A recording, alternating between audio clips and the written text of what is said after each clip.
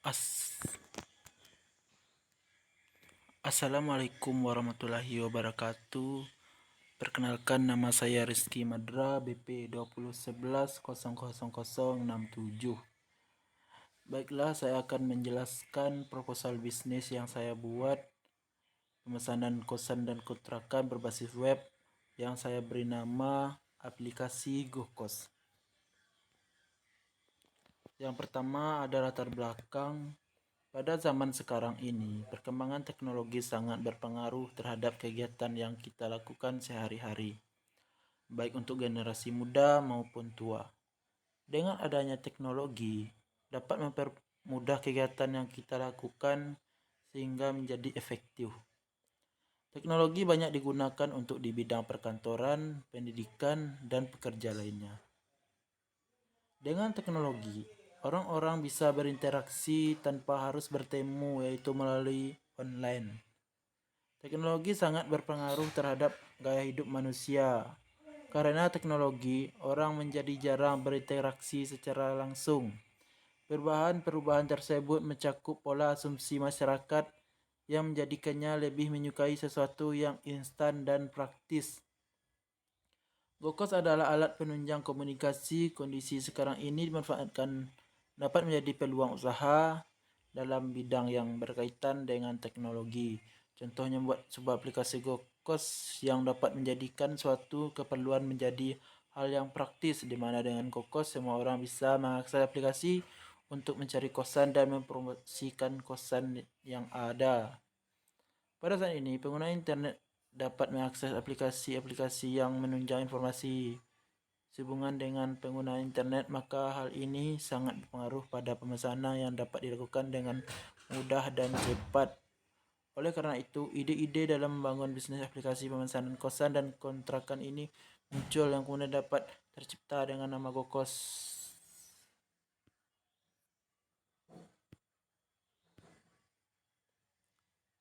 Pengenalan lingkungan usaha. Lingkungan usaha terbagi menjadi dua, yaitu ada internal dan eksternal. Yang pertama internal, ada karyawan. Karyawan adalah pekerja atau pihak yang menjalankan tugas operasional perusahaan. Dalam usaha GoKos membutuhkan 11 karyawan yang terdiri dari pekerja dan pendiri usaha. Karyawan sudah diatur kerjanya dan memiliki tanggung jawab masing-masing. Direktur utama 1 orang, general manager 1 orang, manajer pemasaran 2 orang, manajer keuangan 2 orang, programmer 3 orang, admin 1 orang, dan HRD 1 orang. Alasan saya membuat manajer pemasaran dan manajer keuangan masing-masing 2 orang karena apabila salah satu dari manajer ini sakit, jadi bisa ada manajer cadangan. Yang kedua ada pemilik modal. Pemilik modal adalah orang yang mendirikan perusahaan serta pihak yang bekerja sama seperti sponsor. Perusahaan dibangun dengan modal saya sendiri dan investor dari orang lain.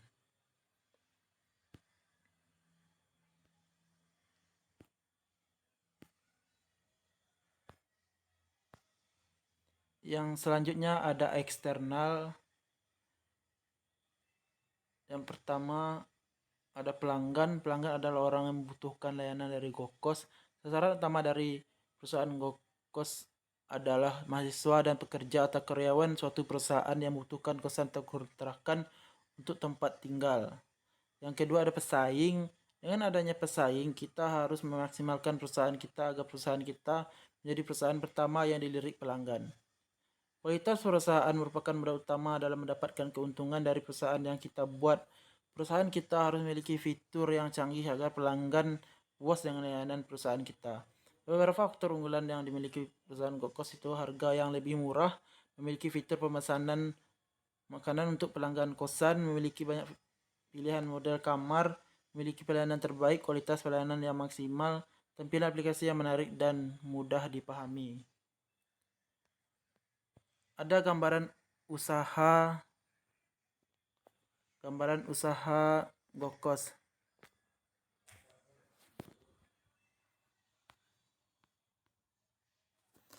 Melihat peningkatan jumlah pengguna internet di Indonesia membuka jalan untuk memanfaatkan teknologi secara cerdas, yaitu membuat suatu sarana reservasi menjadi lebih mudah dan praktis. Aplikasi yang saya rancang bernama GoKos memiliki portfolio yang menarik, meliputi pemesanan kosan dan mempromosikan kosan, di mana orang yang memakai aplikasi ini bisa mempromosikan kosan yang mereka punya. GoKos menawarkan berbagai macam bentuk, ukuran, sarana, fasilitas kosan dan kontrakan, juga menyediakan layanan pembayaran secara online. Dan aplikasi ini memiliki fitur untuk menunjukkan sarana prasarana yang ada di sekitar kosan dan kontrakan tersebut.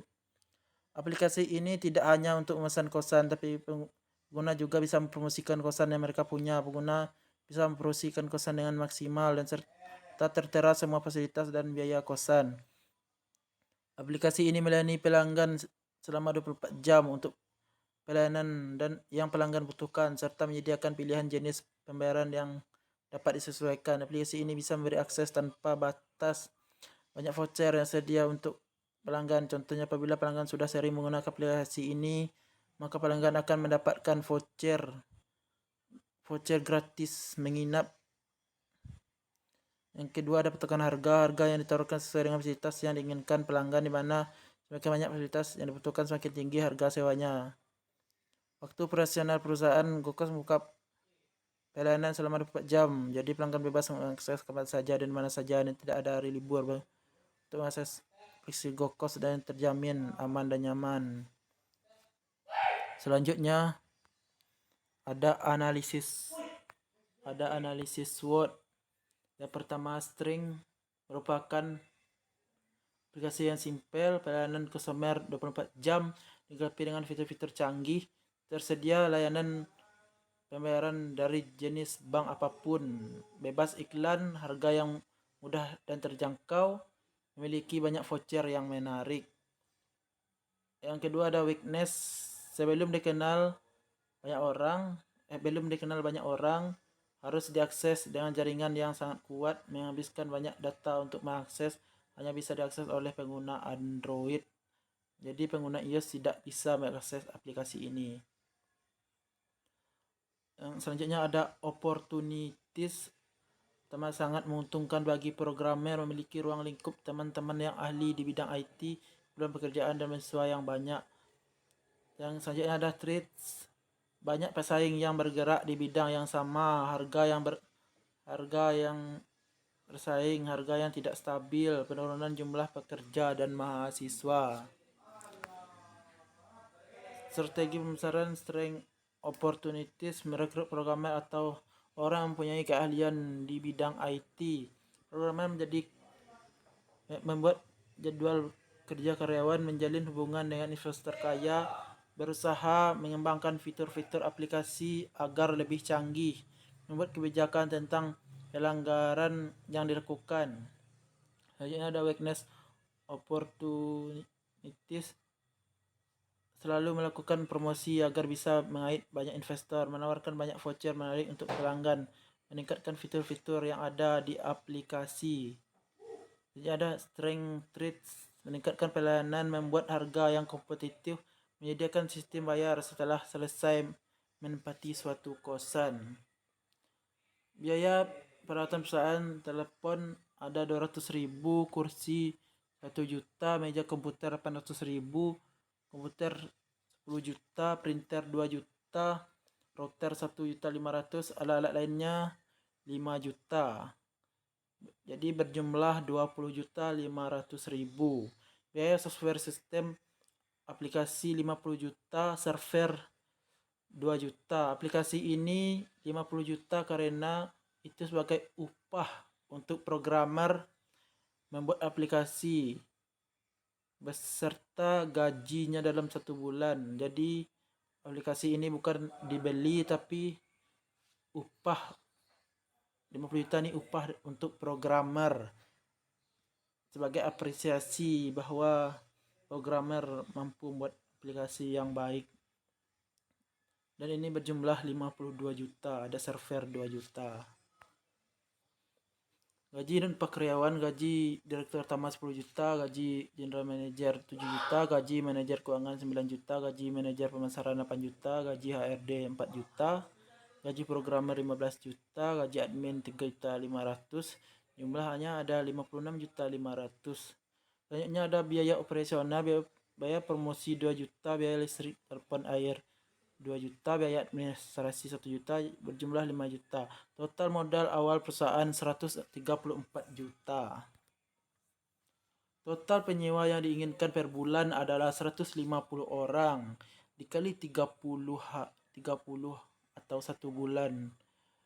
Rata-rata dengan harga satu kosan satu kamar saya ambil 700.000, itu karena rata-rata saya survei di Padang, rata-rata kosan 700.000. Jadi 150 orang per bulan dikali 700.000 sebanyak 3.150.000.000. Total biaya per bulan. Biaya software sistem dan gaji dan upah karyawan plus operasional atau modal awal sebanyak 134. Laba kotor per bulan yaitu 3 juta 3.016 juta. Pajaknya ada 20%, yaitu 603.200.000. Laba bersih per bulan berarti 2.472 juta. Maka dengan melihat perhitungan keuangan di atas dapat dianalisis kalian proses dari segi keuangannya, yaitu dengan mencoba menghitung payback periodenya. Modal awal yang perusahaan miliki adalah sebesar 134 juta yang merupakan modal kerja. Umur ekonomis yang perusahaan inginkan adalah 1 tahun dapat mengembalikan modal seperti semula atau mendapatkan break even point. Perkiraan pendapatan adalah 6 bulan berturut-turut adalah 6 bulan dikali 2.472 juta berarti sama dengan 14.832 juta. Diperkirakan selama 6 bulan akan mengalami peningkatan pelanggan pada saat setelah Hari Raya Idul Fitri 50%, sehingga perhitungan 50% dikali 2.472 juta dikali 1 bulan plus atau 1 kali setelah Hari Raya sama dengan 1.236 juta. Ini di 1 bulan setelah Hari Raya ini, maksudnya itu setengah dari hasil yang didapatkan di bulan biasa. Jadi di Hari Raya mengalami peningkatan, setelah Hari Raya mengalami peningkatan 50%, sehingga mendapatkan selama 6 bulan tersebut yaitu Rp 16.068 juta. Maka diperkirakan selama 6 bulan kita dapat meraih BEP atau feedback kembali, yaitu total pendapatan modal awal, dikurang modal awal 16.068 juta dikurang 134 miliar 16.068 juta dikurang 134 juta sama dengan 15.934 juta. Maka proyek bisnis ini layak untuk dijalankan karena keuntungan dan BEP dapat diraih kurang dari 1 tahun. Untuk perusahaan yang berbasis teknologi aplikasi yang bergerak dalam bidang penyewaan dan kosan dan kontrakan. Terima kasih.